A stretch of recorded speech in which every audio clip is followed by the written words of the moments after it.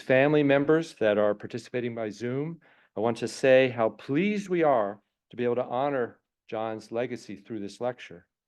And we want to thank Richard and Ellen Sander for their generosity in establishing this lecture. This is the 8th in the series, and looking back over the earlier presentations, the economics of climate change is front and center. And today's paper, we will continue that tradition. I'm delighted to introduce our speaker, Costas Arkolakis, but I also pleased to mention Conor Walsh, who is a collaborator and on the project, and he's here today visiting Minnesota for the whole year at the Federal Reserve Bank of Minneapolis. But turning back to Costas, he's a professor at Yale University, where he has spent his entire career since leaving the University of Minnesota PhD program.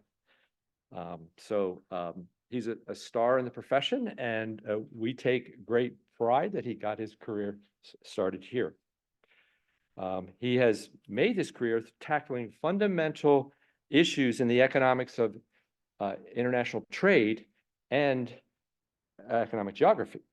Now, in this talk, you'll see that where he's applying these tools to tackle this important question. And just to pause for a second, if you go back to Jon Goldstein, in his time, you'd have environmental economists here, and then the trade doing their thing, and the trade economists here doing their thing, the top macroeconomists here doing their thing. And an important recent development is that these various subfields are waking up to how important the climate issue is, feeding directly into the things that they're working on. So a macroeconomy, well, what's happening with climate having feedback onto the macro. And so macroeconomists with their tools, they study these issues, and the same thing with trade, right? So this is a big, important development, and I think we'll see shortly through Costas's talk how his work on trade is informing his analysis on climate policy. So let's give a warm welcome to Professor Costas Arkolakis from Yale.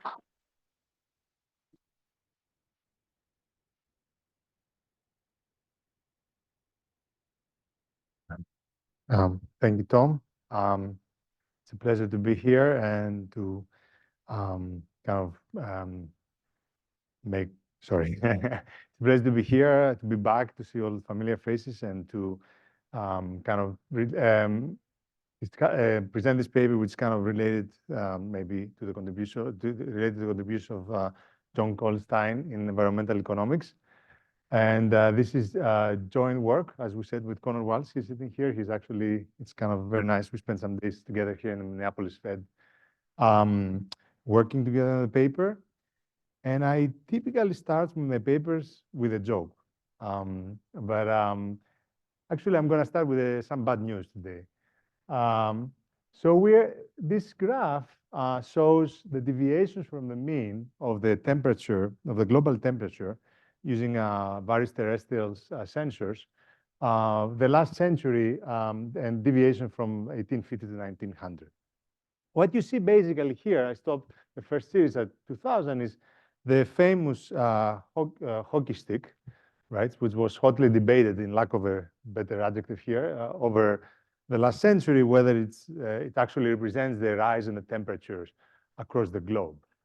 Unfortunately, the last 20 years since then, we verified that the temperatures in the globe have increased, and this increase has actually take up speed, and we're now 1.4 degrees Celsius above the pre-industrial mean. What's actually even worse is that this increase has been felt every day across the globe throughout the year. So when I was a high school kid in Greece, in the end of the 20th century, there was only a few days where the temperature increase was above 1 Celsius. Here it says most of the years in 2000, there was like just a few days where you have 1 degree Celsius above the industrial mean. By last year, every single day, we were above the 1 Celsius above the pre-industrial mean. In fact, 100 days, we were more than 1.5 degrees Celsius, which is the Paris target, above the 1.5 degrees Celsius. So this is this is giving us kind of kind of a call to action here to see how can we stabilize the change we are making in the environment. But at the same time, I have some very good news. One of the most important technological revolutions of our lifetime is happening as we speak. So this is the investment in renewables, yearly investment in renewables, and this is the annual added generation capacity installed in terms of gigawatts. And what we see here is just the last year, there is an estimate. We had 440 gigawatts of electricity added in solar, which is almost as much as the 2 years before. And it's a considerable increase from the past. Now, the similar trends, not as big, but similar trends have been going on with wind. And overall, this adoption, this rapid adoption of the renewables is taking place for the last 2 years, leading to generation from renewables increasing from 0 to 15 to 20% the last few years. So we went basically from nothing to almost 20% within a matter of 15 to 20%. What is underlying all these adoption terms is a technological revolution that has been in the making for decades. Here we have combined some data, historical data, with more recent data to illustrate this kind of drop in the prices of solar photovoltaics. As I said, wind is similar, but with similar patterns, but with a smaller decrease over time. But they started at a lower level already, so changes there are also appreciable. So what we see here is the price of the solar photovoltaic module for 1 watt.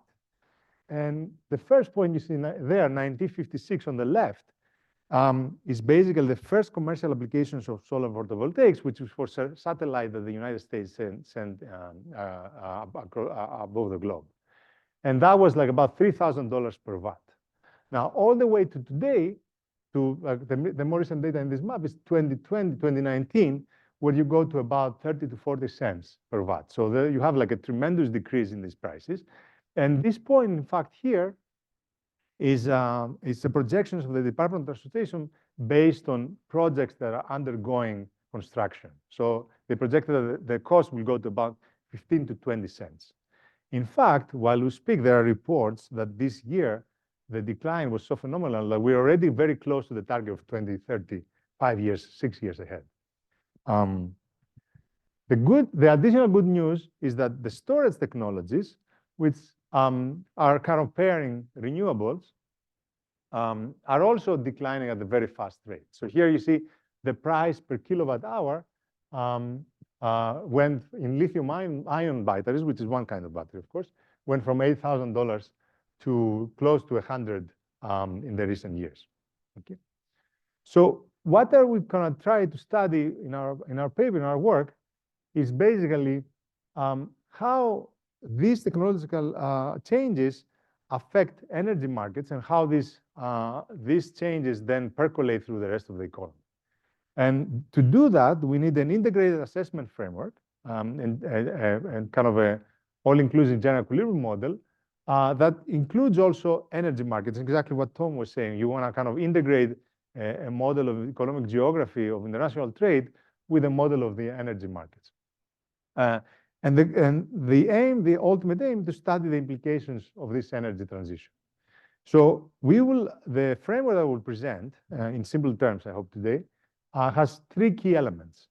The first one is our modeling of the energy markets. We will model in particular the generation of production, the transmission of energy, the generation of energy, and the transmission of energy across different regions. And then this will be done with renewables or with traditional assets like fossil fuels, oil and gas, and also nuclear and so on. The second element is the spatial element. Why do we need to add space in this analysis? Is basically because renewable efficiency varies substantially across space. So some regions have a lot of insolation, some regions have a lot of wind, some others don't. So this is a crucial element of adding to our analysis. And to kind of facilitate this introduction, we will use a lot of innovation from the recent quantitative spatial literature. Finally, the third element will be to model the investment in energy resources. There are two energy resources we'll incorporate in our analysis. The first is renewables. And renewables, I was explaining, is modular. The technology just replicates as you add panels or as you add wind turbines.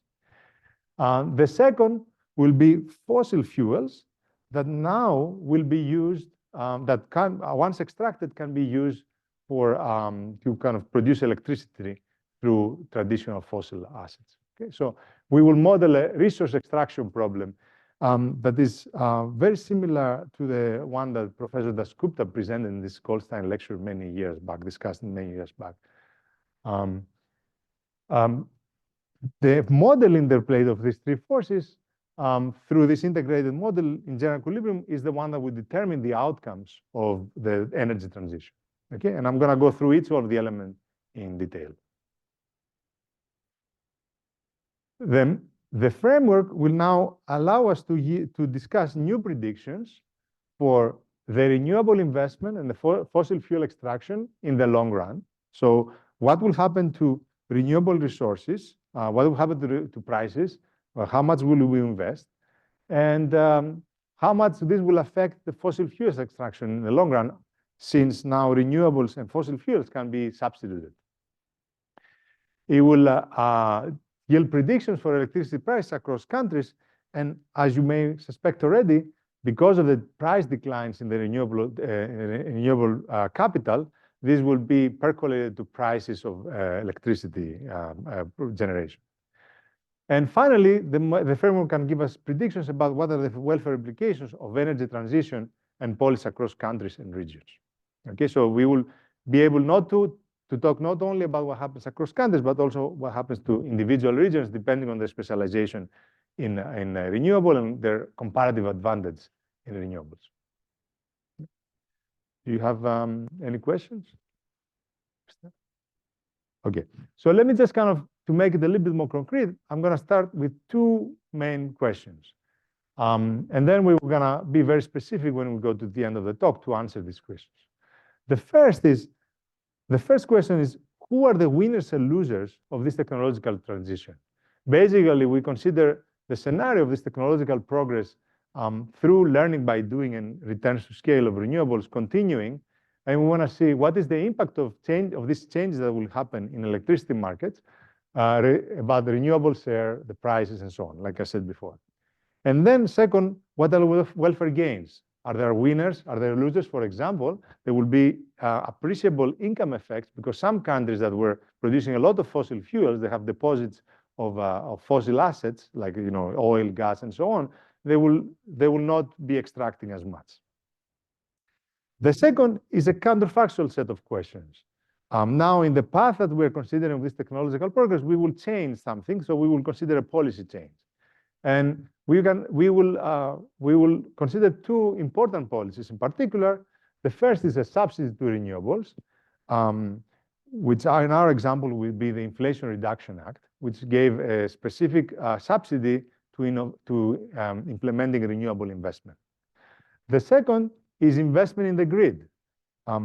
One particular feature of the framework that I will present is that the regions are not only connected through trade relationships by shipping goods to each other, but they're also connected through electricity trade. So by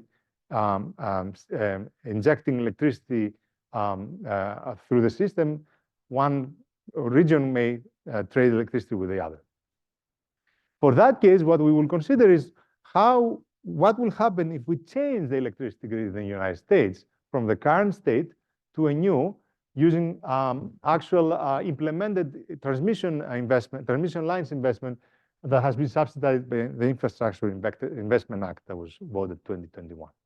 Okay, so these are the two questions.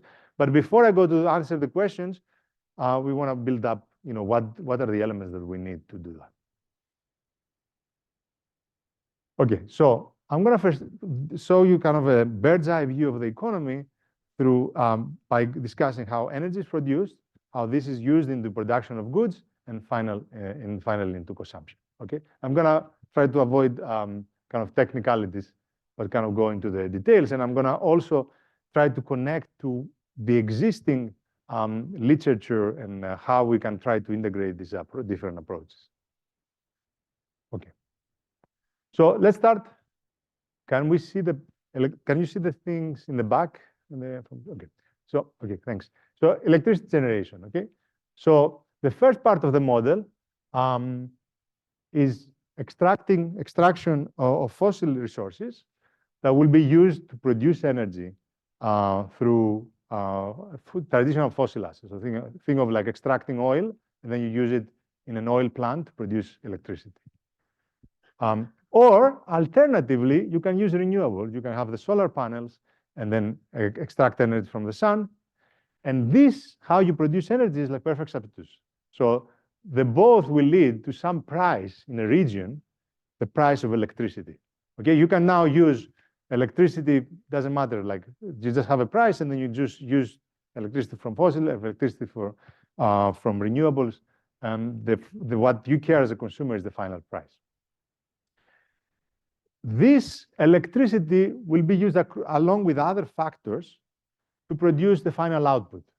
Okay, so as a result, the final price of a good in a region I will depend in the price of electricity. Higher price of electricity means higher price of final good. So think of a region that has very expensive electricity prices will be much less competitive in producing good to the final consumer. The final consumer, therefore, will have a demand that is ultimately a function of the price of energy. Okay, and and then of course that demand depends on what others from other regions will choose to buy and so on and so forth. The last piece of the model is a standard macroeconomic piece where there is general equilibrium, where the final consumer will choose to work either to produce energy or to work in the factory to produce goods, so that the consumer saves and creates capital, and that capital can be used traditional ways or it could be used to produce energy. Okay. Now, how does this relate to all this work that people have been doing in different frontiers of the literature? Well, this part, you can think of it as the traditional energy economy model, where you model the individual elements of the energy production, and then you kind of the result of that is the price of electricity. So now our contribution to that is we'll kind of flesh out a little bit more the specifics of how the energy market works with kind of some more microeconomics versus the engineering approach, which is much more kind of based on the physics of it. Okay, but we will use some physics as well. The second part is the interplay between production and consumption. And that's a very, very classic international trade economic geography model where for different regions are trading with each other. The difference now, in our case, is that each region will have an additional factor, which is energy. And that factor will be determined by the energy system model, the energy economy model. Okay. The final bit, so this is kind of connected to the new quantitative spatial and trade literature. The final bit is this general equilibrium model, which is basically microeconomic effects like the ones that all my professors here in Minnesota study and at the Fed and all this kind of general equilibrium feedbacks. So in a sense, whatever the consumer does will affect the choice that the consumer makes as a worker will affect, or as an accumulated capital, will feedback through the system and will affect energy prices and so on and so forth. Okay, so that's the model in a nutshell. I'm going to go now through the individual elements, try to, again, not to kind of slow down the technicalities, but kind of go to the gist of what are the important elements that we need to understand to answer our questions. Okay, so the first important element is this kind of quantitative trade, quantitative economic geography part. So think of now, remember our consumer and our producers here in it. So think of like two regions, region J and region J prime. The consumer and producer, in particular the production in region J, will be shipped to region J prime, or it can be consumed domestically. And vice versa, the production in region J prime can be sent to region J or can be consumed domestically. Think of like My favorite example is like this kind of French cheese and feta cheese, you know, kind of you have different regions producing different goods and they're trading with each other. Well, now let me take this little icons here, and I'm going to put them across different regions. But now I'm going to put energy. So here, take 3 regions. So we have, I guess, North Dakota, Minnesota, and Wisconsin, right? And let's assume that Wisconsin doesn't produce a lot of energy. Minnesota produces a little bit of energy with renewables. I just heard that Minnesota is making a big push, and Minneapolis a big push on renewables, so that's kind of representative, I guess. And North Dakota has produced a lot of energy, but doesn't have so much production. Okay, so what do you think will happen? Well, in contrast, in this type of trade that you see here, which is gross trade, like meaning both send their goods to different directions, the trade in electricity will be net, meaning North Dakota, since it has a surplus of electricity, injects it through the system, finds its way through Minnesota, and eventually goes to Wisconsin that doesn't produce much energy, but produces a lot of goods. Okay, so that's kind of how the trade in goods is different than the trade in electricity in our model.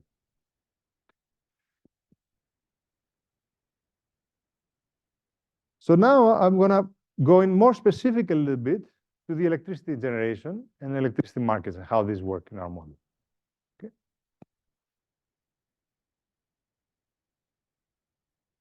All right, so you have now the traditional energy sector. The way to think about it is that in each region, and let's now to set ideas, think of what are regions in our setup. Where regions in our setup will be basically, think of like counties or commuting zones. Okay, so Hennepin County will be basically a region in our model. It's a little bit more, less than that, but let's say more than that, but let's consider Hennepin County. In each one of the counties, there will be an installation of a capacity of traditional energy assets. So this could be, say, could be oil, gas, nuclear. It doesn't matter for our analysis. We will use the data for all of them. So the data we use to actually, let's say, calibrate this parameter, how much capacity a region has, is actual data. This is the map. Each dot, the size of each dot here, sorry, it's not perfect, the picture, but the size of its dot is the size of the megawatt capacity of the energy production plant for each one of the geolocated locations, the geolocated coordinates in the global map. So we'll use exactly this information to say how much energy is produced in Hennepin County versus how much energy is produced in New Haven County. Okay. What about renewables? Well, renewables, we will have some installed capacity in each region. There will be investment in them, but there will be 2 different types of renewables. There will be solar and there will be wind. And how does the different technologies change? Well, each one of them has a different efficiency, theta IR, and this efficiency changes by the region. So Minnesota has a lot of wind potential, but has very low solar potential. Okay, and then New Haven has a little bit better potential, but very little wind potential. So what will be the total, if you have a capital KIR of solar or wind, what will be your total potential as a region of producing renewables? Well, there will be this theta IR times this KIR, where R could be either solar or wind. So what do I have in mind when I'm thinking about this solar potential is this data, we extracted this remote sensing data of, for example, solar insolation across the globe, right? So different regions have different insolation. South of Greece has much more than north of Greece. East Coast has much less than West Coast in the US. It depends on a variety of geophysical constraints. Okay, and that will allow to calibrate exactly the parameter theta IR because we can just exactly see it from the data. Okay, so this is well, we had a discussion with the undergrad students earlier on. This is kind of this fascinating this is geolocated data, and this is remote sensing data. This is kind of a new wave of research that combines all this kind of GIS remote sensing information into economic models. So I think kind of a lot of interesting senior thesis could be written with data like that. There's, just to give there's a Sentinel data from the European Union. There's NASA data that you can just explore and write very nice theses. Okay, sorry. Any questions so far? Okay. All right. So what do you do with this energy? Well, you can either consume it in your region or you can send it somewhere else. So in an electricity in a region is generated by this either traditional or renewables, right? And the net supply of a region, how much power do you supply to other regions, is exactly your output of electricity, YIE, which is the combination of renewables and fossil assets, minus the demand. Remember I showed you the consumption, the consumer? So this is how much you demand. So if your demand exceeds your output of electricity, then you need to import electricity, and vice versa, of course. The key thing where we, well, in our work, we used kind of this engineering methodology and so on, is where we determine the losses. Okay, so the loss of electricity, and this is a function of the physical constraints that are faced by the energy transmission. Let me explain what do we have in mind here. What are the physical constraints? Is the matrix of the links exactly who you trade electricity with, right? Is the resistance of the lines, so some lines have higher resistance than others. And finally, is the net supply in its link. So if you inject a lot of energy in a link that has high resistance, you will have a lot of losses, okay? Let's see this in a map. So this is now the map of the United States, right? And actually, we have split this in the regions that we work with, the commuting zones. Somewhere here is, I guess, Hennepin County and the like. And each one of the dots now that you see here has been the aggregation of the power assets that the region has, oil, gas, and so on, right? So, so indeed, you see kind of here, this must be the, right? This is the Hennepin County, right? So this, you see, has much more power potential than nearby regions, but it's connected. So each one of the lines then is this links. So the totality of that is the matrix of the links between regions. The color of these lines determines the capacity of the line. The larger the capacity, the lower the resistance. Okay, so you want to ideally trade energy where the capacity of the lines is very large. Now I want to go back for 1 second to the initial motivation. Why do we need like a spatial element of this analysis? Well, renewables efficiency varies a lot, right? So say solar, let's stick to solar for a second. Solar is very efficient in the West, very low efficiency in the East. But you saw in the map, where do we need power? Well, we need power where the big cities are or the big factories are. So there is a potential large mismatch of where you need the energy and where it is if you are to transit to renewables. So transmission is potentially playing a very big role in that transition to renewables, because now you have to produce energy somewhere else and ship it potentially. Okay? The final bit in determining the losses will be the net supply in each one of the links, and that will be given, as I said before, by how much you produce, how much energy you produce minus how much you consume. Okay? Any questions? Yes. So we just kind of model it with some capacity we get from the data, and yeah, we just include in the version. Yeah. Okay. Yes. Okay. Good. I'm going to explain like what's the fundamental here technological difference that we envision between renewables and traditional assets, and then we can discuss a little bit more why. So that's why we do this bunching of all the traditional assets. One thing I would say is like in this paper we don't look at the carbon footprint of energy, so that will be for a follow-up paper. So in that case, then we want to split the different assets.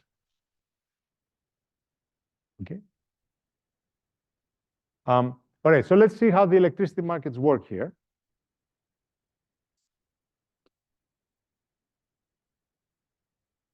Well, they work with what is usually called merit order dispatch, meaning basically in our little model of the energy markets, the suppliers of energy provide energy, would provide energy given their marginal cost. Now, renewables have a very, very low marginal cost. In fact, it's very close to zero. But just for the purpose of here of the illustration, let's have a little put positive, right? So let's say take a renewable resource. You have the capital here that you have installed, times the efficiency in that location. That's how much energy you can, and at this kind of given cost, you can produce if you have installed that much renewables in this region. What about traditional assets? Well, traditional assets suffer from this kind of increasing marginal cost as you use more, as you input more of the input like oil or gas, then the marginal cost increases. And after a point, so that's the marginal cost. And after a point, there's a maximum capacity K bar F that you cannot exceed. This is basically a plant an oil plant or a gas plant cannot exceed its nominal capacity. So that's how much the maximum you can produce, and that's the marginal cost that you can produce energy in that region.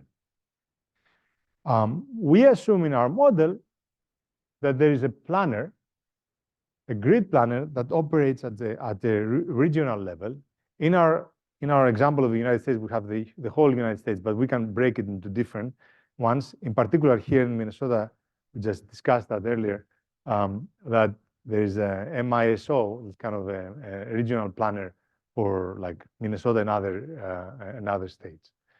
So what does the planner does in our framework? Maximize total welfare related to all the regions that are in the grid, subject to, and here's we use kind of the insights from engineering and so on, losses plus supply equals demand. So what you produce plus what is lost on the way has to be equal to the total demand. And that's basically Kirchhoff's law of electricity. So this is basically a physical constraint. And then two more constraints. The capacity constraint, what I showed you, this Ki bar F, and the line constraint, the line capacity constraint, that you cannot inject too much power through certain lines because then you have a blackout. That planner will decide then a price that will then, given the level of a price, I make it a bit more simplistic here than it is, but given the level of price, you will see which resources are being used, which energy resources are being used in each region, right? So up to the point that then it becomes unaffordable to use certain, say, fossil oil, to expand your oil production, to your energy through the oil gas plant, the oil plant, I'm sorry. Okay, so now what is renewables going to bring? If you invest more in renewables, you will extend this frontier here, and then you will bring, you will push out the production of traditional fossil assets. So introducing renewables basically with very low marginal cost is pushing out traditional energy sources. This type of working for the electricity market is called merit order dispatch. Basically, you kind of go through the marginal cost and go all the way up to the guy that breaks even. Okay? So that's how the electricity market works. Okay, so the last piece now of the paper would be how do you invest in renewables and how do you invest in extracting fossil fuels to use them in your oil and gas and coal plants to produce energy. Okay.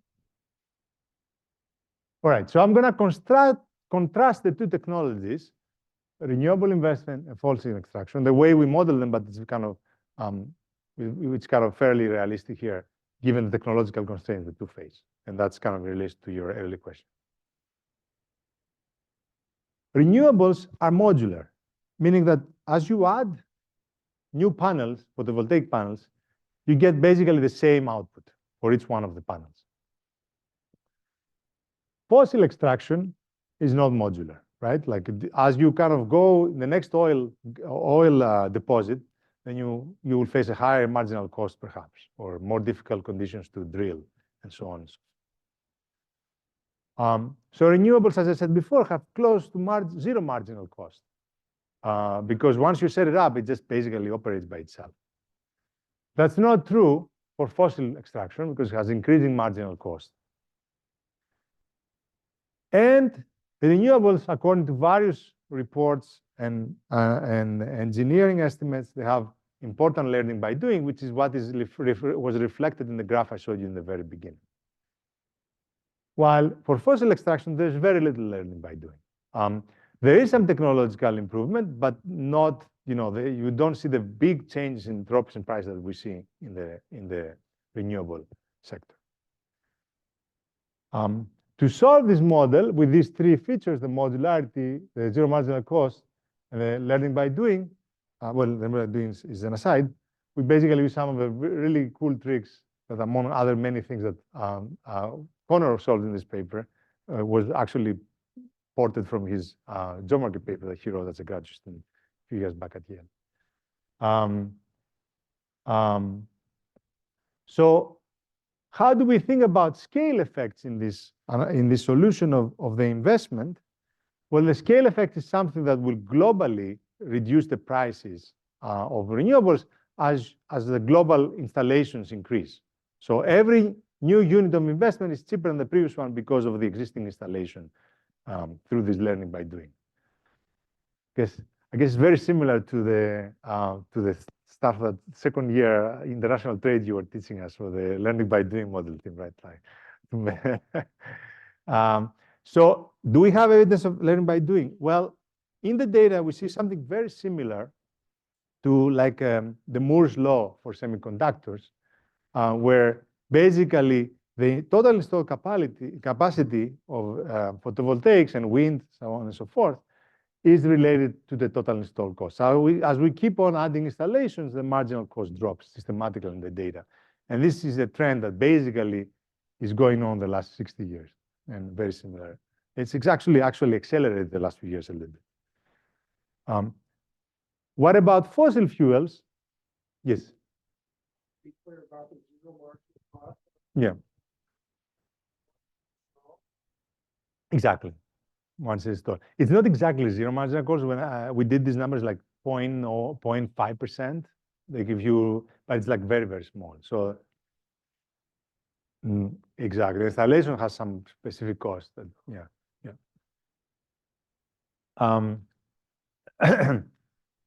So what about extracting now, given these features of fossil fuel extraction, what about extracting fossil resources? Then we do use here this hotel in 931, Dasgupta and Hill, like Professor Dasgupta presented in his Goldstein lecture, set of tools to think of extraction costs subject to the cost, extraction output subject to the cost of extraction. Now for this, what is key is what is the marginal cost of extracting resources, and in particular to think about the wealth effect across countries, who owns what and how costly it is to extract your oil deposit versus my oil deposit. And for that, we use a brand new paper in Nature that came out that tells you for different regions of the world, like Canada, UK, what are the fossil fuel deposits they have, oil, gas, and coal, and at what marginal cost can be extracted. Okay, so we kind of basically use this information to tell you about wealth effects of different countries. Okay, so that was the kind of a 30 minutes version of the paper with a little bit of emoticons and icons, iconographs, whatever is that. I'm going to talk about the predictions, and then we can wrap up and maybe start the Q&As, unless you have any questions. All right, so how do we take this model and now take it to the data? the one thing we do is all this picture I showed you before is basically information we use to inform the model. The solar insolation maps, the grid in the United States, the cost of renewables, how it drops over time, kind of this trend. All these are features of the model. But in terms of geolocations that we use, we basically have data for 56 countries split in 2,531 regions. And we have information for each region for 10 sectors of the economy. Why do we care about the sectors? Because as you can imagine, sectors like manufacturing are much more energy intensive than sectors like services. So a region that is developing and needs energy and is good in steel, in manufacturing, will be much more benefited by renewable resources than a region that only has services because of the price drops. So the first exercise that we will conduct is basically we start from the 2020, where there's very little renewable penetration, and we now, given the learning by doing effects that we observe in the data, we let the model run and predict what will be the renewable penetration in the near future. Okay. Okay. So this is the most optimistic of the scenarios we have, because here we don't have storage. But bear with me just kind of to understand the economics first, and then we will add storage. So here, so we assume that there's no need for storage in the model, like batteries. In our simulations, what we see is that renewables dominate even in a few years' time. So in the United States and Europe, renewables reach by 2040 a 70% share. Now, these are, of course, somewhat optimistic scenarios, but already in Europe, it's taking up speed, and the renewable penetration is very, very large. The other thing that you kind of notice is that China does not grow in terms of the renewable sector as fast. And the reason is because China has very large capacity of coal plants already installed that they don't, it doesn't make economic sense right now to take them out of the circulation of transmission. The global effect of this transmission is that, so that's like, that's the second point. The global effect of transmission is that prices fall globally. Why? Because of learning by doing, as kind of the technology is kind of shared by the world, now you have that the price of installing new panels is cheaper and cheaper, so the price of energy drops. And also the price of investing drops in wind capital and solar capital. Okay. So that's kind of the basic economics that you get from this renewable growth. But what we want to see is because renewables are intermittent, means they don't work at the same rate all day, they typically, at some point of penetration, they have to be paired with storage. Meaning when the penetration of renewables exceeds 20, 30%, you start having more production than you need. So you need to pair it with storage to use them later in the day or another day, and so on. How do we add storage? We assume here exogenously that you need either 2 hours of storage, or 4 hours of storage, or 8 hours of storage, and just resimulate all the counterfactuals to see what will be the effects on the renewable penetration. In our counterfactuals, the renewable penetration drops, for example, for the world from 60% to 50% with 4 hours of storage. But this drop is not very large, and that's because there's strong learning by doing in batteries as well, as I showed you before. So the chances are that as the world starts implementing storage solutions at the large scale, the price of batteries will keep on dropping a lot, as we do see happening. And then the renewable penetration will still be large, but not as much as before. And that kind of reflected in all the countries in our simulation. Who are the winners and losers across the globe? So here, countries typically that have very good connected grid, and also developing countries gain a lot, mostly because of kind of growth of the energy sector, drop in the prices, and then kind of capital deepening and wage effects. So you have countries like Mexico that has great insulation, and Turkey gaining a lot. But on the other hand, Greece, not as much, because it's not as connected with the European grid in our data as to gain as much as Mexico and Turkey. On the other hand, there are important income effects, that's the red part, for countries that have very big fossil resources, big enough to make a difference for their own GDP. So for example, Australia, which is a primary exporter of fossil fuels, is actually losing from this transition. And so this is like Russia. So this is kind of intuitive outcomes. Now, of course, there is some gain because of wage change, because of price changes, capital deepening, but these are, for those countries, they are not compensated because of a large loss in the fossil revenues.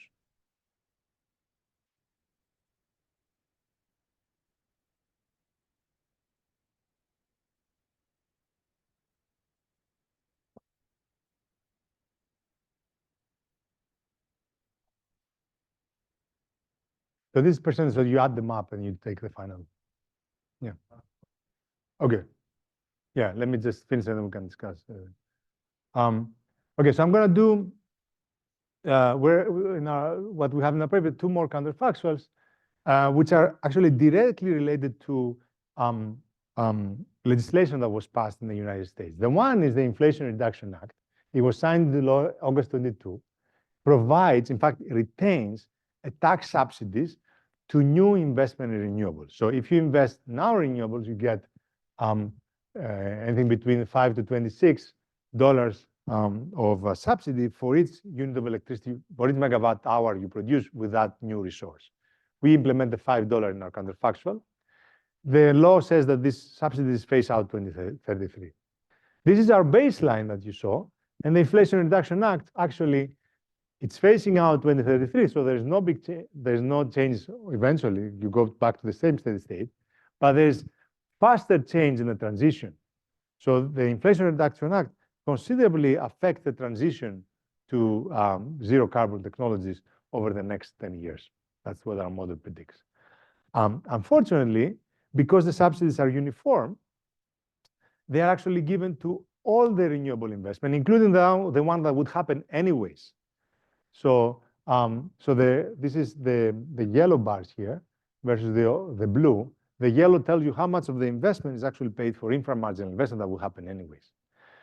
But the simulations indicate that there could be some much more targeted ways of distributing the money of the Inflation Reduction Act rather than a uniform subsidy, as you would expect.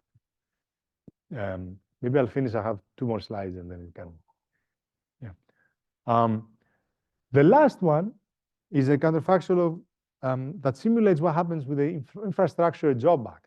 A solid component of that legislation, piece of legislation, was subsidy to improve the infrastructure grid. So I guess perhaps Minnesota is actually using that money already.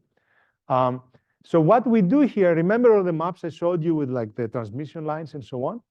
What we have here is we geocode some of the investment that took place under the Inflation Reduction Act, which is these lines that you see here, and we actually overlay them in the current map to see the capacity increase because of the investment that happened, the Inflation Reduction Act. What you see here, what you see in the outcomes is that the estimated cost of these lines that we have added in our simulation is the 10 billion, but they generate a 1.5 billion of annual benefit in the system because they ease the capacity constraints of the transmission. In fact, the effects are not uniform. Some region, the price of electricity drop, some region, they increase depending on demand supply in the system. So it's kind of an interesting thing that there's a lot of heterogeneity in the outcomes. Okay, so I would like to wrap up. Sorry, a few minutes. So the age of renewables has begun, and this lower capital costs keep spurring adoption, which further lowers capital costs and creates this virtual cycle that is likely to push power price in the future. And we think that policy promoting renewables and the grid can have significant economic effects that we have to appreciate and put in consideration to policy. Hopefully, while the typical global news in the fossil era was about energy scarcity, regions not having energy, wars and so on and so forth.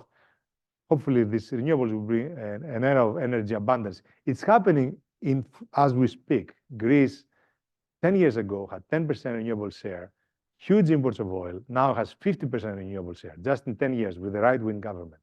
So it hopefully will happen across Europe and the world very soon. Thank you very much.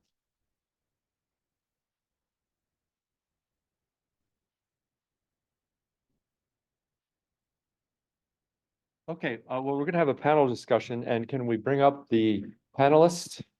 We'll have, I'll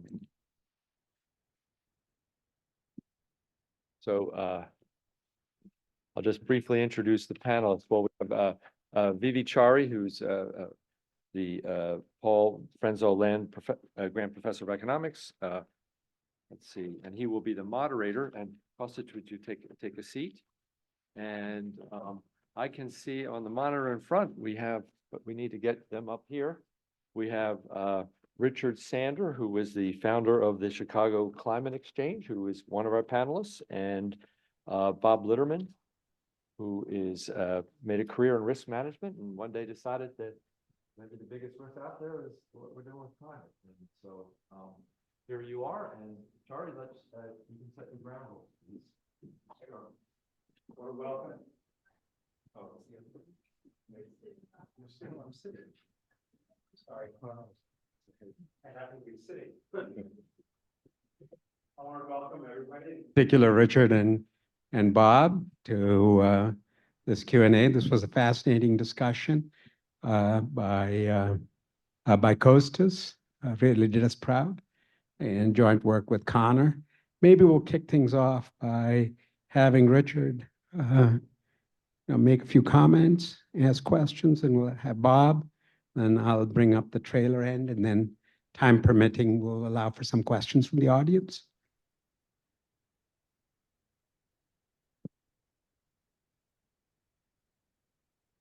Richard, you're on mute. I think you're on mute, Richard. Got it. Thank you, Chari.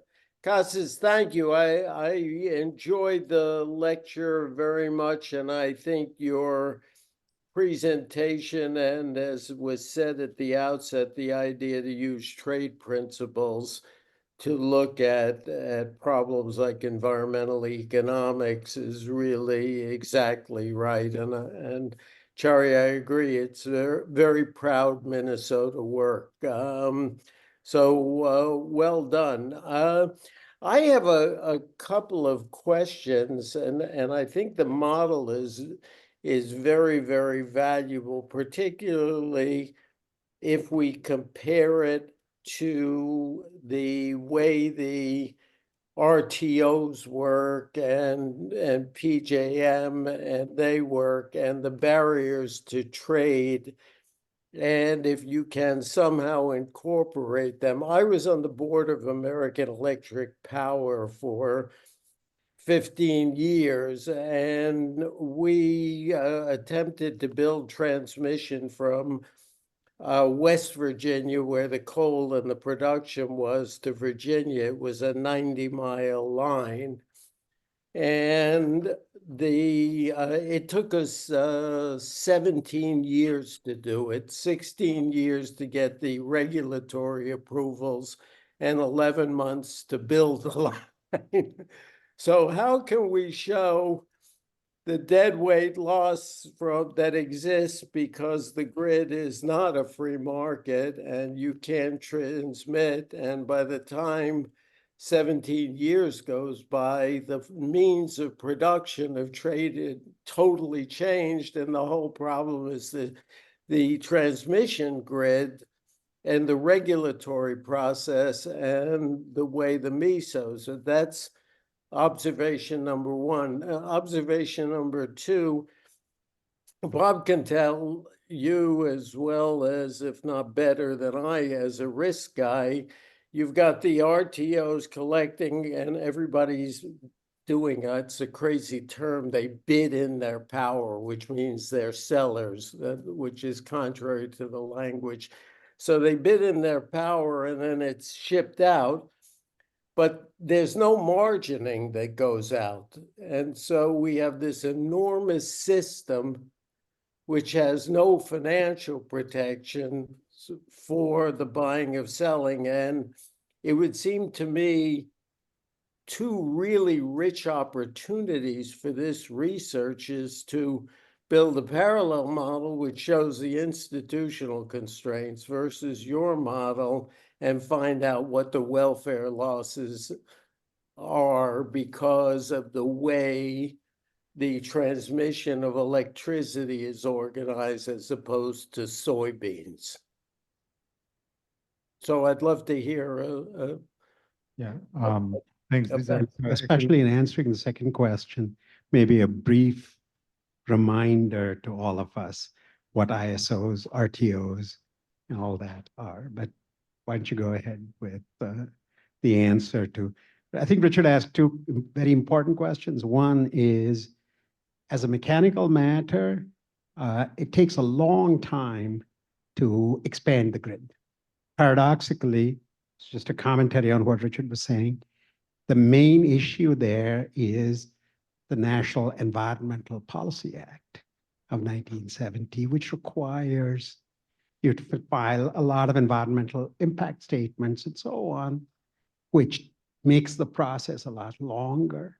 So Richard is asking, is there some way of accelerating that? And then the second question is, what's the extent to which your model incorporates the institutional constraints that ISOs, independent system operators, and RTOs, who are the intermediaries who buy and sell electricity across regions? What's the extent to which your model captures those institutional constraints, and how can you modify it to capture those constraints? Is that a fair summary, Richard? as always, Chari, you have a golden touch. Yeah, thanks. That's very excellent questions. I think Conor will be very excited because he's been thinking about all this stuff, and we want to work on a follow-up paper or putting more institutional details and more details in the grid.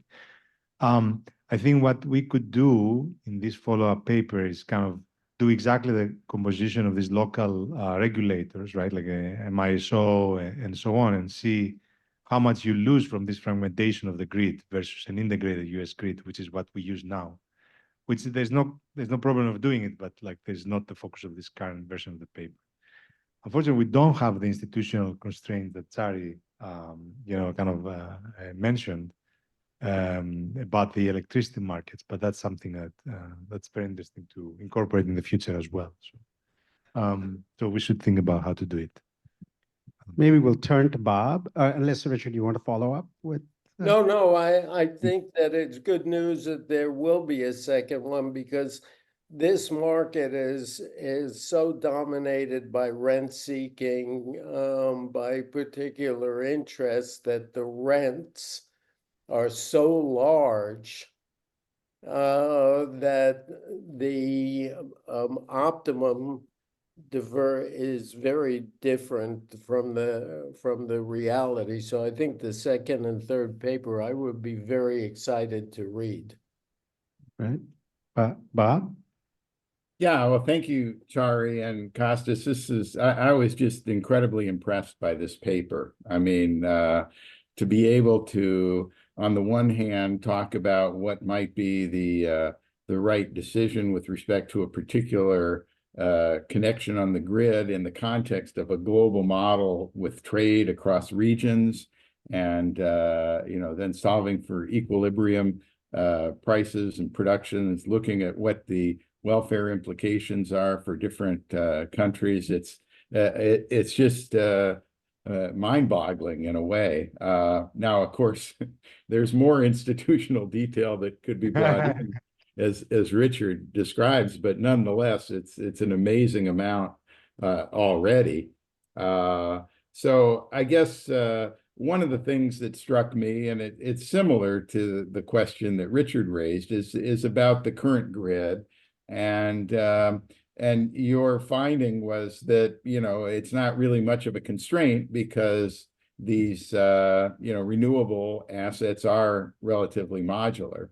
But as Richard points out, the reality is that now it takes decades to build a new line, and in the meantime, these operators are waiting for years to get connected. I don't think it's, I mean, you could tell me because I don't know as much about the electricity market, but my understanding is it has more to do with the allocation of costs. And when you want to connect to the grid, you have to pay for the marginal cost of that, and that is something that affects the cost of everyone else. And so figuring out how to make these connections takes a long time and a lot of analysis.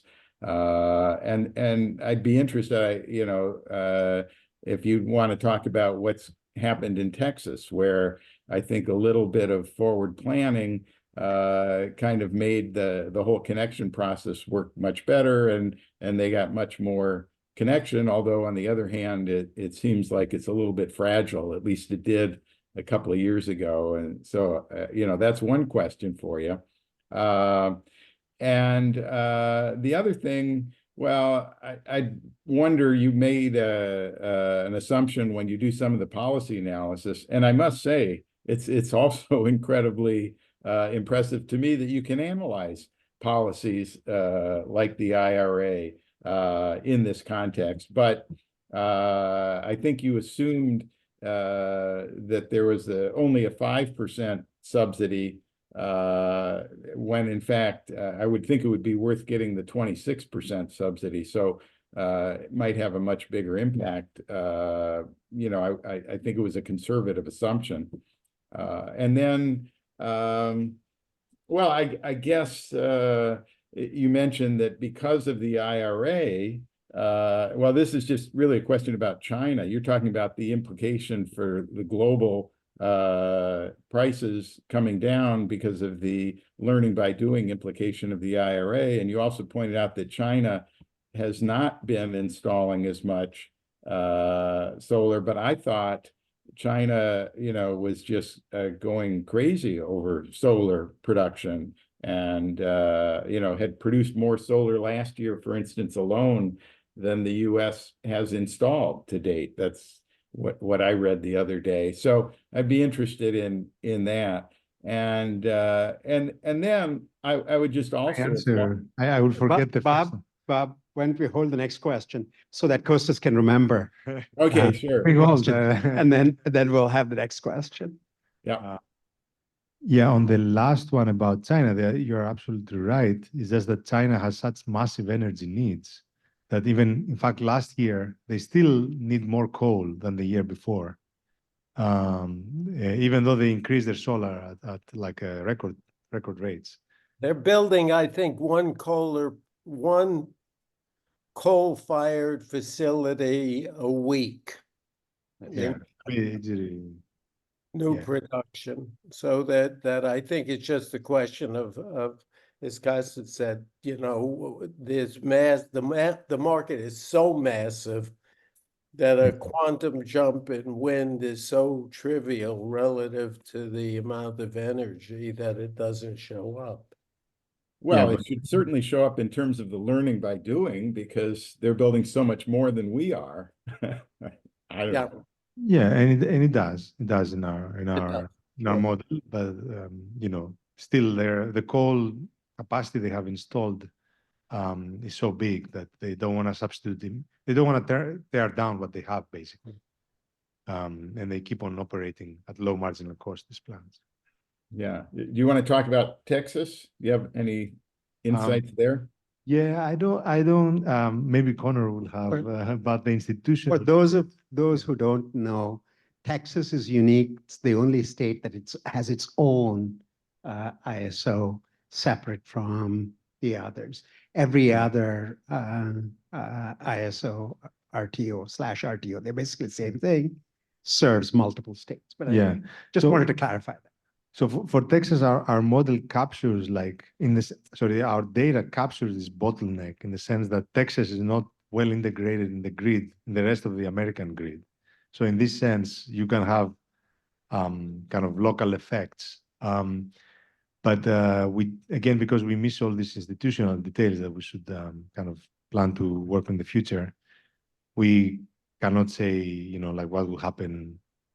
I don't know if there's a blackout in Texas and so on. But you do have this bottleneck in the model because of the small connections of Texas with the rest of the grid. That's indeed true. Yeah, we had an American Electric Power facilities, 1,200 megawatt plants in Arkansas, and as well as facilities in Texas. And I'm not sure if the data is right, Chari or Costas or Bob, but we were producing power in Arkansas at 4 cents, and the Texas market was 26 cents, and you couldn't ship it across the state line. That was I don't know if that's the magnitude of difference. That's what it was 5-6 years ago. It was like 7 or 8-fold. Yeah, that's great. Yeah, excellent kind of connection with Bob's point. So like these things will happen in the model, that there will be a price gap because of demand and supply and the bottlenecks of transmission. I think if I may, a very nice idea from the suggestion of both Bob and Richard would be how to model the institutional costs of connecting to the grid, which is something we don't have. We have a cost of investing in renewables, but not the cost of connecting to the grid. And that could be something. That I think maybe. Yeah, it seems to be a significant cost. And let me ask also, as I understood the model, it didn't talk at all about carbon pricing or the externalities associated with fossil fuels. And I would think that that would be first order. And clearly an optimal policy would be to recognize that externality, right? To have a carbon price. And in fact, a lot of people think the social cost of carbon now is something like $200 a ton of CO2 equivalent. And that would certainly seem to have a major impact on, the development of and investment in renewables. And so, I think that would be a very significant addition, is if you were to think about the counterfactual of what if we priced carbon, and then what would be the impact on welfare. And of course, the other thing is there's, as Chari mentioned, I'm always thinking about risk management and uncertainty. And I don't think that we have that uncertainty in this model. And, there may be tremendous option value of sort of starting early and being prepared for worst case in terms of, the changing environment and the costs associated with climate change.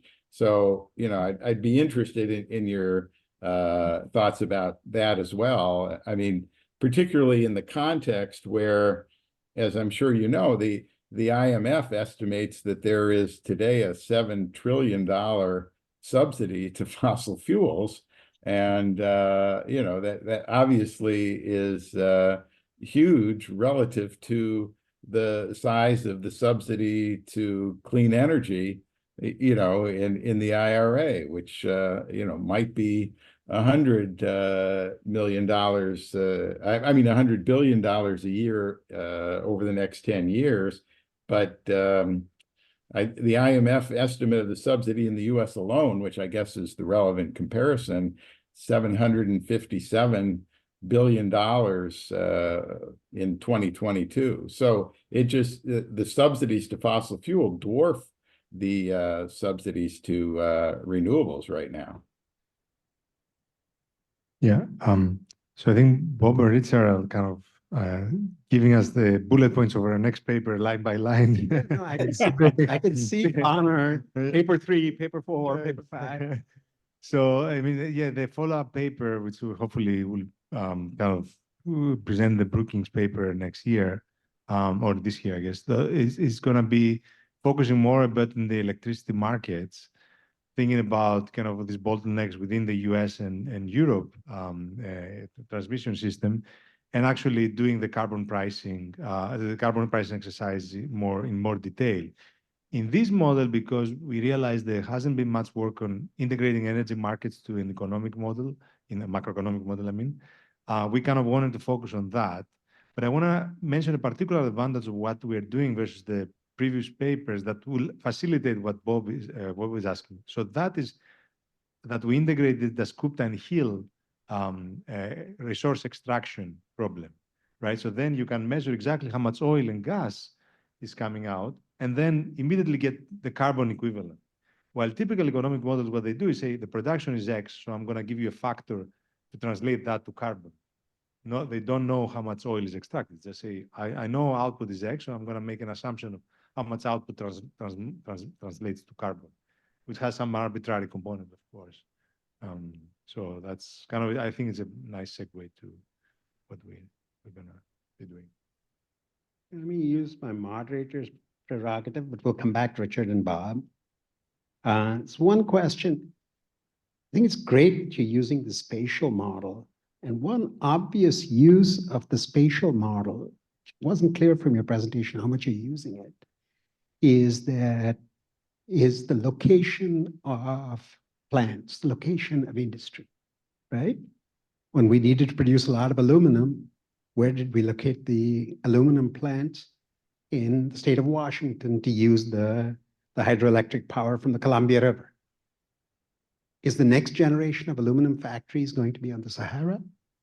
You know, if solar cells become sufficiently cheap. So what's the extent to which in your current model, location decisions of what types of industries you're going to put in lots of electricity intensive industries where solar power makes the price of electricity really cheap? Do you have that, or is the location stuff given? Wasn't clear to me. Yeah, there is some, you can have relocation of production in different sectors, as you say, but what we kind of calibrate is the comparative advantage of region in each sector. So in particular, we see in the data, because we have this, that's why one reason we do the 2,500 regions. For each region, we have the 10 sectors output. So from this output and the trade and so on, we can extract how efficient each region is for each sector. So say New York State is very high efficiency manufacturing, very low in services, let's say, or it could be the other way. And that is that will remain fixed in our calibrations. But I think, but that might respond to the capital intensities might respond to changes in the price of electricity. But right now it doesn't. Maybe that's paper 15.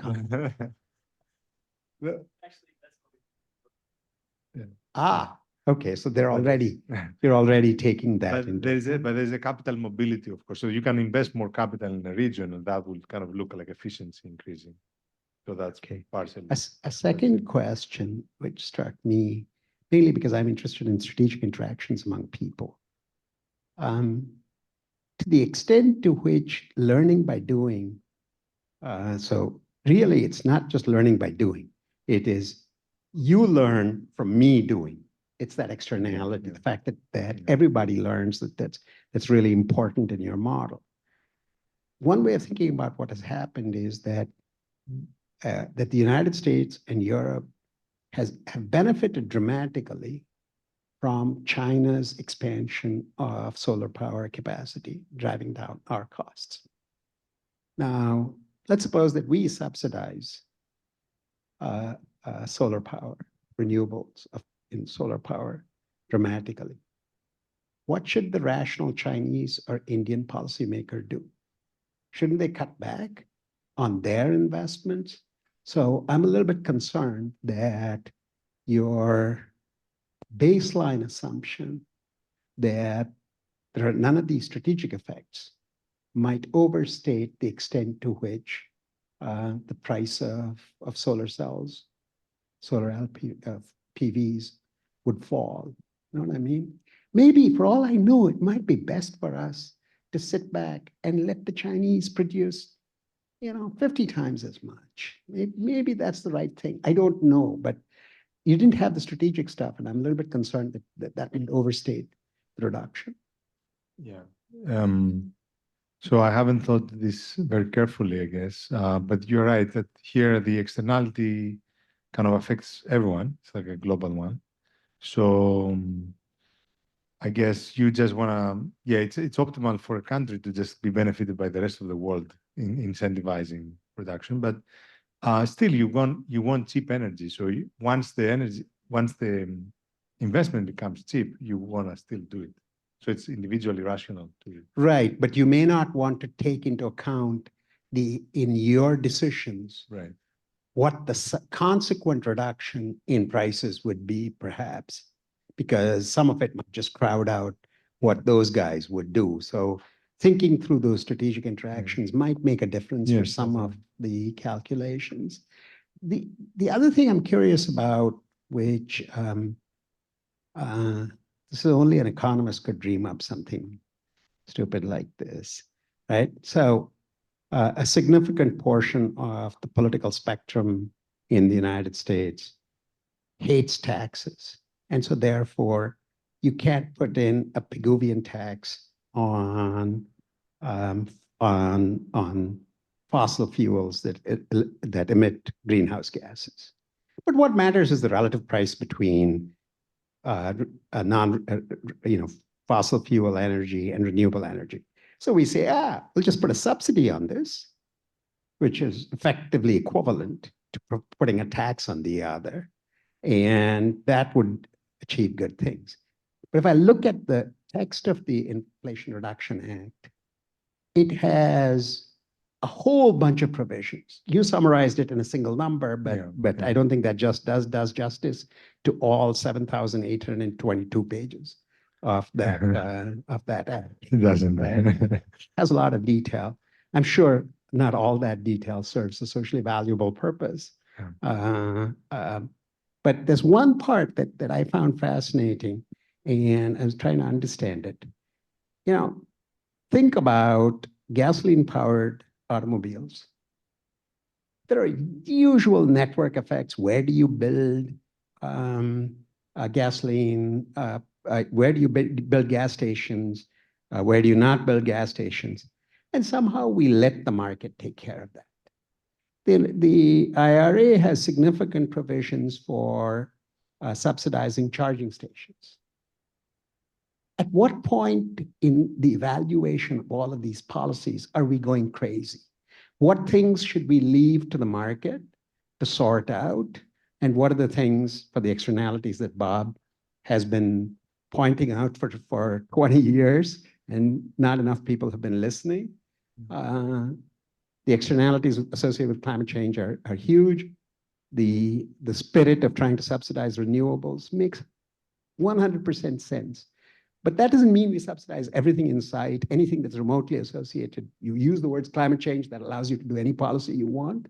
How do we make a decision about when to stop and when to keep going? Yeah, I mean, that's an excellent question. It is difficult to kind of appreciate exactly where to make the decision, but from the discussion here and the model, it will tell you that the investment in the grid have a particular externality that will I'm not sure that's an externality. I think it's what Bob and Richard were saying. It's the institutional reality that you have these nonprofits operating these things under severe institutional constraints, not able to make rational economic decisions. That is what I heard Richard and Bob saying were the significant obstacles.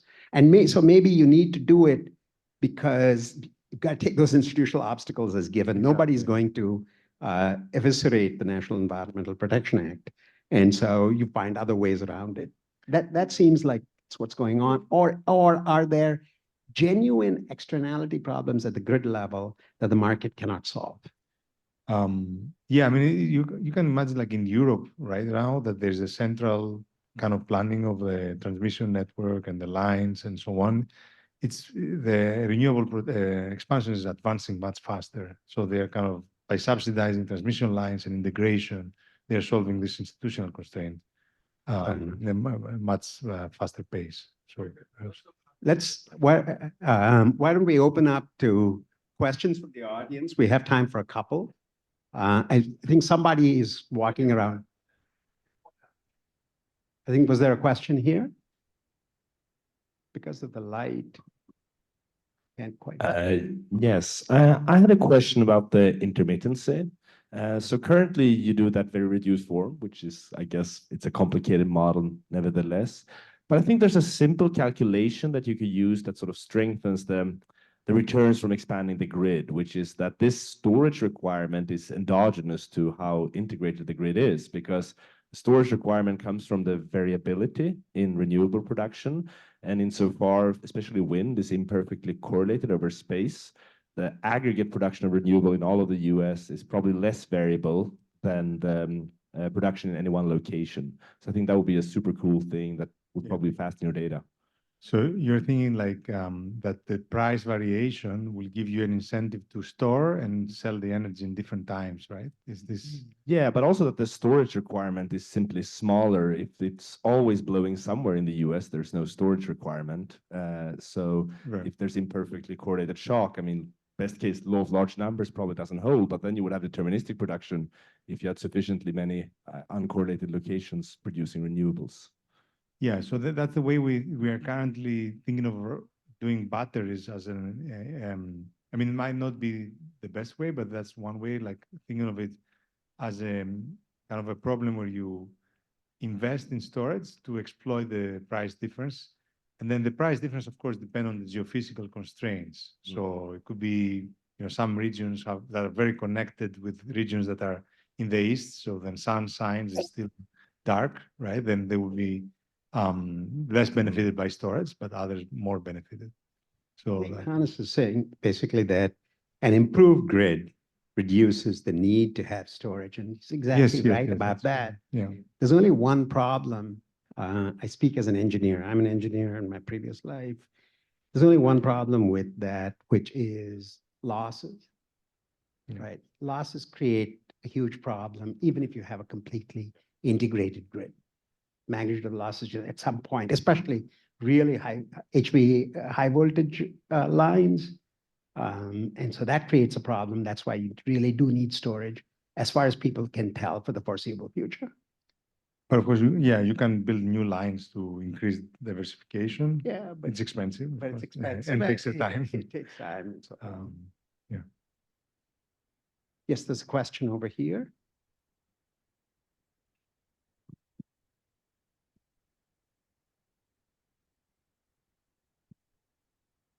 Thanks for the presentation. It was really interesting. My name is Odday and I work for the state regulator here. One of the key things that we grapple with is cost and cost to enable this transition. And looking at your model, one of the things that I thought of is there's a distinction between the retail price and the wholesale price. When you talk about these ISOs and you talk about the merit order, what you're saying is what that wholesale price is, and that is, I agree that it's very low for renewables because they have almost zero marginal cost. But the retail price is not based on marginal cost, it's based on total cost. So there's huge fixed costs which go in. And the challenge for the regulator is if you put those fixed costs, the retail prices keep going up as you increase renewable integration. And so I wonder, what are your thoughts of how to integrate more renewables, but also keep prices low for customers? Yes, so you're right. There's also fixed costs that prevent entry, right, of new investment. So that will kind of keep prices high in this sense. So because you have fewer renewables, so you are kind of based, say, on the fossil assets, right? So then subsidy, the Inflation Reduction Act, by subsidizing the price of electricity, it's kind of generating more entry of renewable assets and kind of lowering the prices. That's kind of the little this graph I showed earlier on. Is this so one way to reduce prices is kind of subsidize entry of renewables? I think the concern Adwai was expressing is that the price cannot be marginal cost. Price has to be higher than marginal cost. to allow generators to recoup their investment costs. And what he's worried about is that lots of renewable investment, especially in Minnesota and elsewhere, seems to have the property those installation costs are large relative to marginal costs. And so therefore, when you add renewable capacity, you end up with a price that's actually higher because these installation costs are really high. Yeah. And so this is really a question about how we reduce this installation costs. Right, I understand, but like they won't, if you expect that you will not recoup your profit, you will not enter the market, right? So that's so yeah. Well, this I think has been a wonderful discussion. So I want to Charlie, could I just jump in please. on Please. on a second?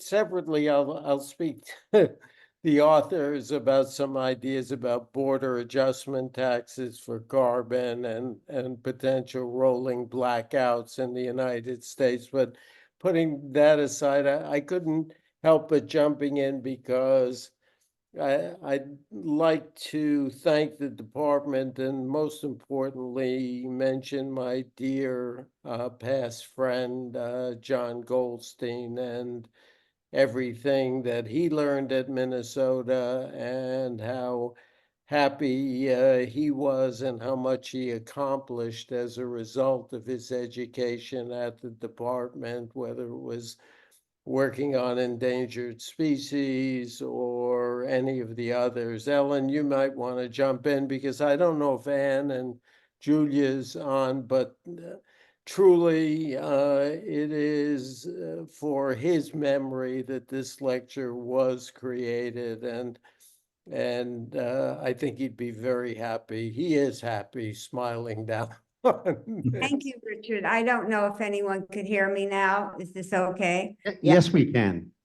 It was an absolute joy to know many years ago an authentic human being who realized that everything about the environment was beginning to really have issues. And he was one of these authentic human beings in the early 60s when none of us really understood it, when people cared about making money and doing things about their careers.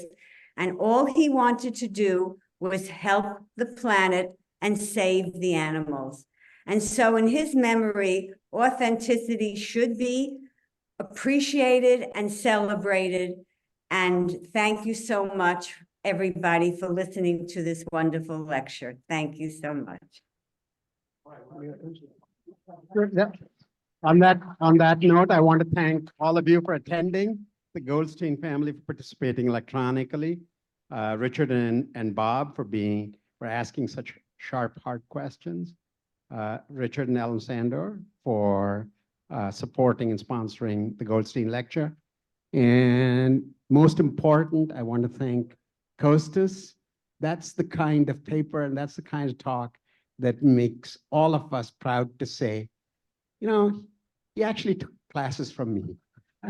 In spite of that, he's done a great job. And Conor, who's a grandkid. Conor, who is our grandchild, we want to thank Conor as well. So thank you all. We do have some refreshments upstairs.